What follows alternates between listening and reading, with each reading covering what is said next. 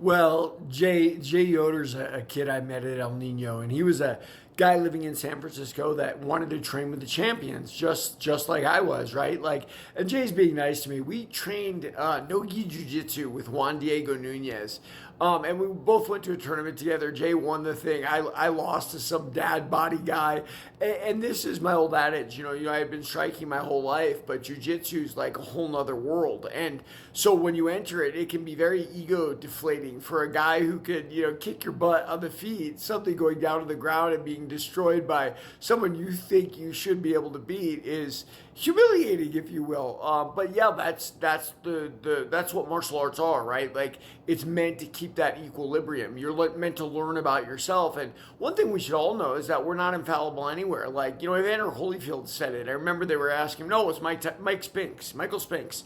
They said, do you want to tell Tyson, hey, let's finish it, Tyson, let's fight? And the guy looks at him and goes, are you crazy? I don't want to fight Mike Tyson in the street. He's like, in the ring, I got a chance. I can't beat him in the street.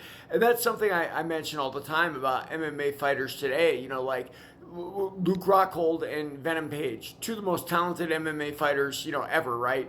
But they step into bare knuckle, and Michael Perry, who's an average MMA fighter, knocks them both out.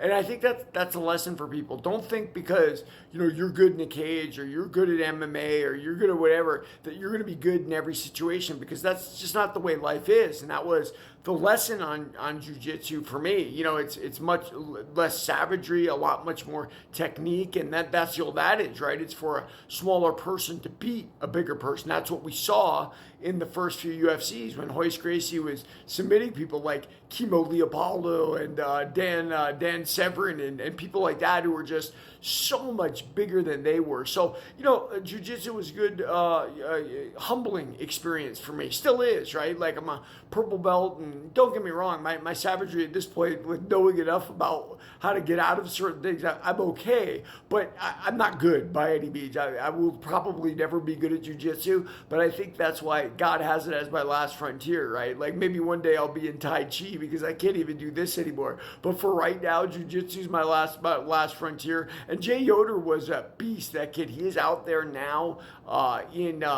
he is doing some type of archaeological stuff in Egypt, and he posts stuff that is really cool, and I should like it more than I do, but I don't, I'm very focused on here about giving out my fight game knowledge and whatnot. So yeah, Jay Yoder, man, I'm glad you're doing good. Keep doing what you're doing. I was a history major in college, brother, so I love everything you're uncovering out there. And dude, don't be fooled by Jay Yoder. He was the really tough guy and a really nice guy. So everybody read my book, War in the Light. You'll love it.